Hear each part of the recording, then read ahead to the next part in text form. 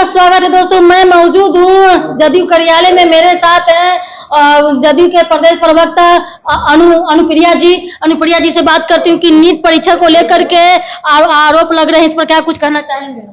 देखिए, इस तरह से जो हमारे देश के युवा वर्ग और कहेंगे कि विद्यार्थी के साथ में जिस तरह से खिलवाड़ किया गया उनके भविष्य के साथ में, और उनमें जिनका संबंध स्पष्ट हो पा रहा है कि तेजस्वी जी जो ट्विटर बगुआ हैं, बहुत ट्विटर पे ट्वीट करते रहते हैं, चिंता उनको होती रहती है।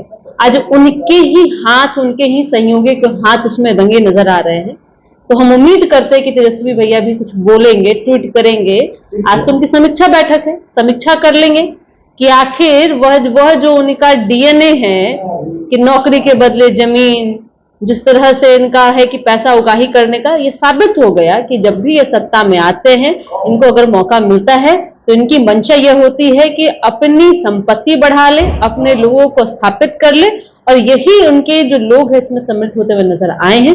लेकिन भारत सरकार, हमारे नेता माननीय मुख्यमंत्री जी ने अब देखा हो कि यह नीट की जो मामला सामने आया, उजागर हुआ है, बिहार सरकार के जो हमारे पदाधिकारी हैं या हमारे जो प्रशासन है उनके द्वारा से ये उजागर हो पाया है। और ऐसे लोगों पर हम लोग वर्चस्व जो उनका बना हुआ है, इन पे रोकथाम करेंगे और उनकी मंसूबा इनको हम लोग कायम होने नहीं देंगे। अब मैम, तो कब तक ये सब चलते रहेगा? कभी बीपीएससी पेपर लीक हो जाता है, तो कभी भी नीट पेपर लीक होती है। कब तक बच्चों का इस तरीके से मन को संतुलित को उनको मतलब आघात पहुंचाने का सरकार कोशिश करेगी? क्योंकि ये तो न लोअर क्लास का काम है, न मिडिल क्लास का काम है, ये हाई लेवल का कमान का इस तरीके से उस पर काम किया जाता है। क्योंकि ये जो इस तरीके से जब एग्जाम होता है इतना टाइट कि बेल्ट, घड़ी लेकर के जूता चप्पल सब खुलवा दिया जाता है, सब स्कैन कर दिया जाता है, फिर भी इस तरीके से पेपर लीक, तो कहीं ना कहीं ऊपर कोई सरदार होगा, कोई बैठा हुआ इस पर। इसीलिए तो हमने ये जो एग्जामिनेशन निष्पक्ष हो, किसी के भविष्य के साथ में खिलवाड़ नहीं हो, कोई मेहनत किया हुआ बच्चा अब कहीं कंपटीशन में पीछे नहीं रह जाए, इसके लिए ही तो सरकार सोच रही है। और देखिए, आपने जो कहा है उसको हम स्वीकारते हैं, ये फेल्यूर है, सरकार की ही फेल्यूर हो पाया, क्योंकि जवाब हमसे ही जनता पूछती है। लेकिन इसके पीछे एक सरगना है। और आपने जो सवाल पूछा कि ऐसे लोगों पर शिकंजा कसने के लिए ही कानून भी एक तरह से निर्माण किया जाना चाहिए कि जिसमें जो ऐसे लोग हैं उनको देशद्रोही साबित करना चाहिए, और देशद्रोही साबित करके उनको देश में जितनी भी सुख सुविधाएं हैं उनसे वंचित रखनी चाहिए। और ये हम अपनी जवाबदेही को लेते हैं। और परीक्षा रद्द कर दिया गया है, परीक्षा रद्द करके पुनः एग्जामिनेशन लेने की प्रक्रिया में हम आएंगे, लेकिन ऐसे लोग का भी समाज के सामने में नकाब जिनका उतरना बहुत जरूरी है कि हम आपके बीच में लोग रहते हैं और ऐसे लोग पूरे भारत के भविष्य के साथ में खिलवाड़ कर रहे हैं जो है।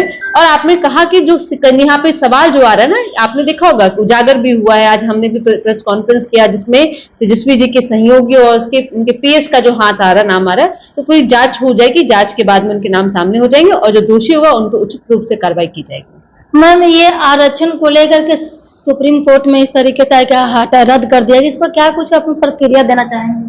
देखिए, हाईकोर्ट के द्वारा जो है जिस तरह से संज्ञान लिया गया है उसमें हमारे माननीय मुख्यमंत्री नीतीश कुमार जिस तरह जाति आधारित जनगणना के आधार पर बिहार के उन तमाम नागरिकों को लेकर जिनके बिहार के विकास के मुख्यधारा से जो जुड़ नहीं पाए थे, उनके विकास को जोड़ने के लिए माननीय मुख्यमंत्री जी ने आरक्षण की सीमा को बढ़ाया था।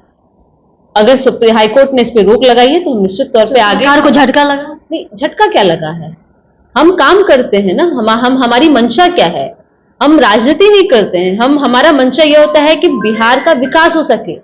हम 1947 की आजादी के बाद में, भारत स्वतंत्र होने के बाद में अभी भी अगर विकास की मुख्यधारा से लोग नहीं जुड़ पाए हैं, बतौर सरकार हमारा परिवार जो होता है हमारा पूरा बिहार है और बिहार के एक नागरिक हैं, तो हमारा कर्तव्य बनता है कि सभी को हम साथ लेके चले। तो सबके साथ लेने में अगर हमारे इस तरह से कोई नियम कानून का अड़चन आएगा तो हम अपनी बातों को आगे सुप्रीम कोर्ट में भी रखेंगे। और हम उम्मीद करते हैं, क्योंकि हम ये हम सुनिश्चित करते हैं आपको जो फैसला लिया गया है, ये फैसला बिल्कुल बिहार के सभी के लिए मजबूती के लिए फैसला लिया गया, इसलिए इस मजबूती के साथ में हम सुप्रीम कोर्ट जाएंगे।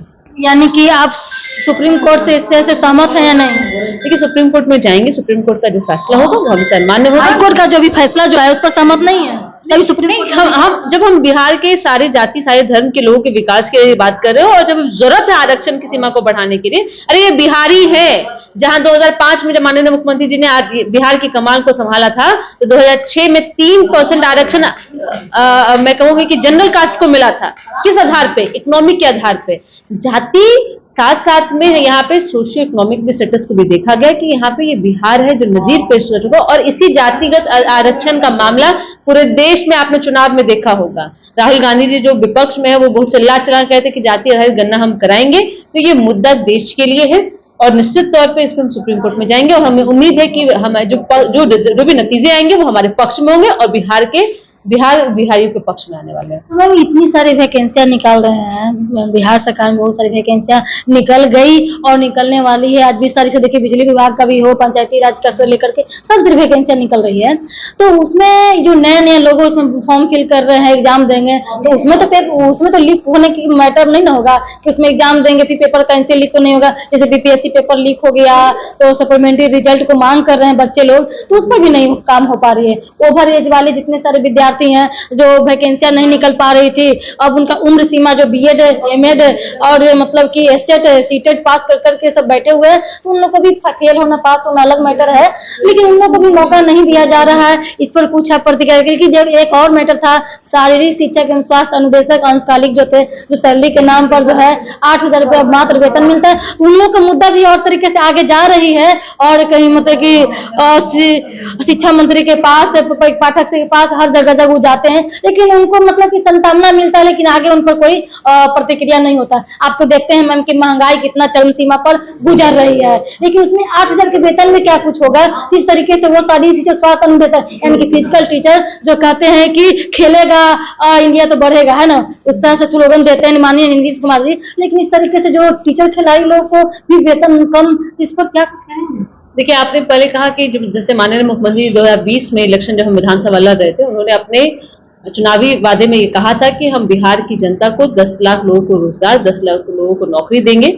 उसी बात को आगे बढ़ते हुए जो हमने संकल्प लिया था उसको पूरा करते हुए नौकरी में अलग अलग विभागों में नौकरियां आ रही हैं और यही हमारी यूएसपी है। इसी पे हम चल भी रहे और आज से नहीं, 2005 से मुख्यमंत्री जी को उनके काम के आधार पर बिहार की जनता उनको चुनते रही है, तो काम हमारा बोलता है। और जो आरोप हम पे लगा है, ये जो कमियां रह गई है कि परीक्षाएं के जो परीक्षा प्रश्न पत्र लीक हो जाते हैं, बीपीएससी पेपर लीक हो गया है, सप्लीमेंट्री उस पे हमने उचित कार्रवाई की है और पुनः परीक्षा भी लिया है। देखिए, मैं फिर कह रही हूँ, हमारी सरकार ना किसी को बचाती है ना किसी को फंसाती है, लेकिन जो ऐसा कोई गलत काम करते हैं उनको बख्शा भी नहीं जाता है। वेतन में वृद्धि होगी और निश्चित तौर पे जो वेतन की बात हो रही है उसमें भी वृद्धि होगी। सभी के साथ सबका विकास होते हुए न्याय के साथ बिहार में विकास होगा और बिहार की जनता को जो है निश्चित तौर पे न्याय के साथ में सरकार यहाँ चलेगी। किसी को घबराने की जरूरत नहीं है, क्योंकि चिंता की बात नहीं है कि मुख्यमंत्री जी के रूप में है और जब भी वह है तो यहाँ निश्चित है बिहार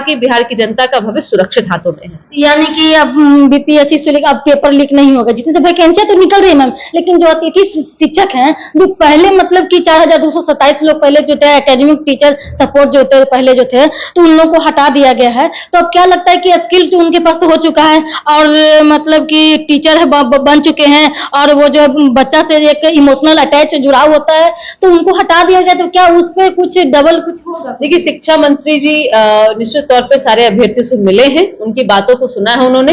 हम यह उम्मीद जरूर करते हैं और हम देखेंगे भी कि जो फैसला होगा वो अभ्यर्थियों के पक्ष में होगा, क्योंकि यहाँ पे बिहार के नौनिहालों के भविष्य की बात हो रही है और शिक्षा को और भी मजबूत करने के लिए कि शिक्षा व्यवस्था मजबूत होगी तो हमारा बिहार भी मजबूत होगा।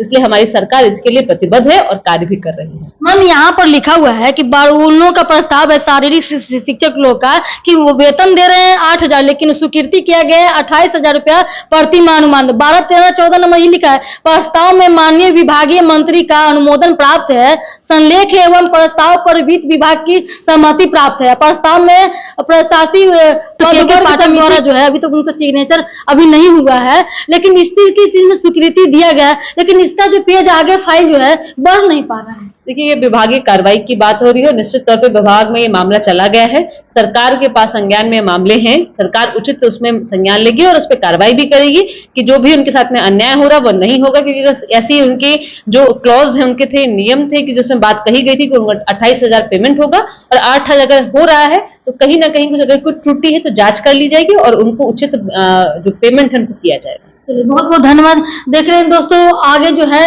आपको हैरान परेशान ना हो, आप लोगों के सारा चीज उचित होगा। और जितनी सारी वैकेंसियां जो अभी निकली है दावे के साथ में, अब कभी भी जो है लीक जो है पेपर लीक का मैटर इस तरीके से बिहार में न होगा, न होने वाला है, इस तरीके से कहना ये चाहते। बहुत वैकेंसियां निकल रही है दोस्तों, आज भी निकली है, कल भी निकल चुकी थी और आने वाले समय में भी निकलेगी। हर जगह जगह अस्थायी हो अस्थायी हर जगह निकल रही, जाकर के साइबर कैफे में पता कर ले सब चीज के, सब पोस्ट के लिए, ना कि हाँ ये पोस्ट के लिए है, जो आपका क्वालिफिकेशन है उसके हिसाब से हर वर्ग को बांटा गया, बाइफरकेट किया गया है, तो हर जगह जगह भर सकते हैं।